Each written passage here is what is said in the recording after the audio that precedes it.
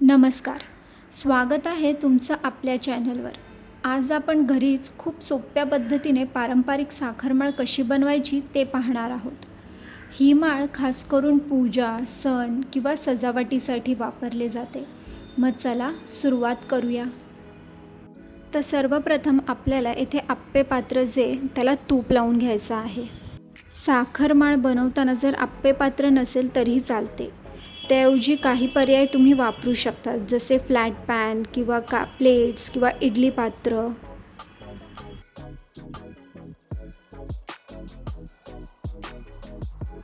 आता इथे आप्पे पात्राला तूप लावून झालं की असं आपल्याला एक दोरा घ्यायचा आहे. तो आपल्याला अशा पद्धतीने सेट करून घ्यायचा आहे. अगोदरच जर आप्पे पात्राला आपण तूप लावून घेतलं तर आपली साखरमाळ ती लगेच सहज काढता येते.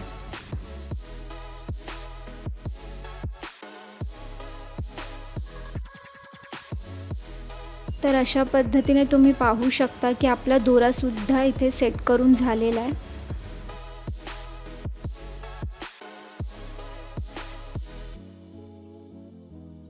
आता इथे एका पॅनमध्ये आपल्याला 1 कप साखर घालायची आहे आणि अर्धा कप पाणी घालायचं आहे.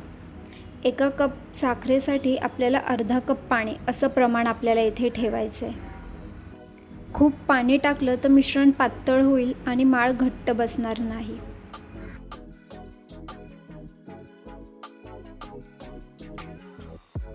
साखरमाळ बनवताना साखर योग्य प्रमाणात आणि योग्य पद्धतीने विरघळवणं हे खूप महत्त्वाचं असतं.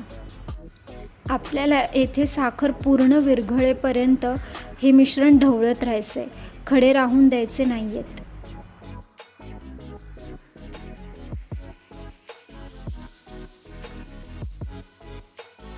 साखर विरघळून अशी उकळी आली की आपल्याला येथे 1 चमचा दूध घालायचं आहे.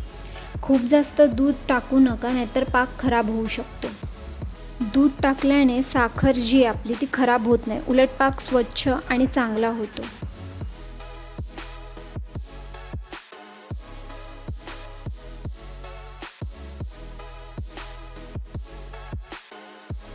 आता दूध टाकल्यावर बघा, ही जी अशी साखरेत असलेली जे मळ आहे, जी घाण आहे, ती अशी फेससारखी वर येते. हा जो फेस आहे तो काढून टाकला की जो आपला साखरेचा पाक आहे तो अजून जास्त स्वच्छ दिसतो. तुम्ही येथे बघू शकता की दुधामुळे जे पाकावर जो फेस येतो त्यामुळे आपल्याला मळ काढणे सोपे होते.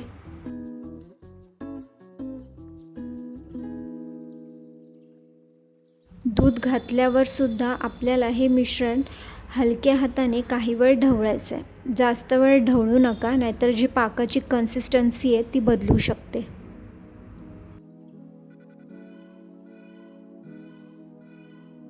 तर येथे आपल्याला 1 चमचा तूप घालायचं आहे. पाक अगदी स्वच्छ हवा असेल तर दूध आणि थोडंसं तूप हा कॉम्बिनेशन चांगला काम करतो. पण जास्त तूप घालू नका, नाहीतर जी चव आहे आणि टेक्स्चर आहे ते बदलू शकतं. साधारणतः 1 चमचा पुरेसं असतं. पाकाला उकळी येत असताना किंवा दूध घातल्यानंतरसुद्धा आपण येथे तूप घालू शकतो.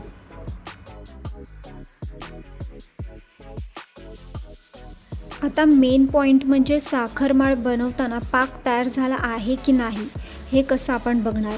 तर कोरडी प्लेट घ्यायची आणि त्यावर आपल्याला पाकाचा 1 थेंब टाकायचा आहे. काही वेळ पाक थोडंसं थंड होऊन द्या. जर हा थेंब पसरत असेल किंवा खूप पातळ वाटत असेल म्हणजे हा पाक तयार झालेला नाही आहे. आणि जर हा थेंब पसरत नसेल म्हणजे आपला हा पाक आहे तो तयार झालेला आहे. आता इथे आपला हा पाक रेडी झालेला आहे. तो आता आप्पे पात्रावर आपण टाकून घेऊया. पाक तयार झाला की तो गरम असतानाच आपल्याला आप्पे पात्रावर टाकायचा आहे. आप्पे पात्र जे ते कोरडं आणि स्वच्छ असावं आणि त्याला आपण अगोदरच तूप लावून घेतलं होतं, ज्याने आपली जी साखरमाळ आहे ती चिकटणार नाही. माळ करताना आपल्याला इथे पटकन काम करायचं आहे, नाहीतर साखर जी आहे ती घट्ट होईल.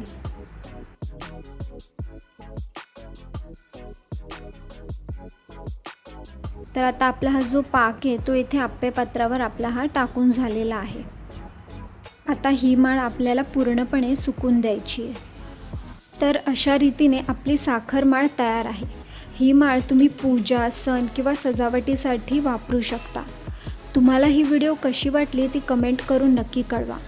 आणि व्हिडिओ आवडला असेल तर व्हिडिओला लाईक, शेअर आणि सबस्क्राईब करायला विसरू नका.